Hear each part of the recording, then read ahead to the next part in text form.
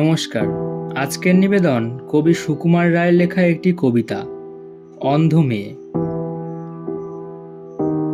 গভীর কালো মেঘের পরে রঙিন ধনু বাঁকা, রঙের তুলি বুলিয়ে মেঘে খিলান যেন আঁকা। সবুজ ঘাসে রোদের পাশে আলোর কেরামতি, রঙিন বেশে রঙিন ফুলে রঙিন প্রজাপতি। অন্ধ মেয়ে দেখছে না তা, নাইবা যদি দেখে, শীতল মিঠা বাদল হাওয়া যায় যে তারে ডেকে।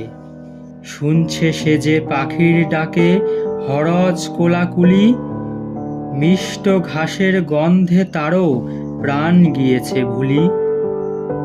দুঃখ সুখের ছন্দে ভরা জগৎ তারও আছে, তারও আধার জগৎখানি মধুর তারি কাছে।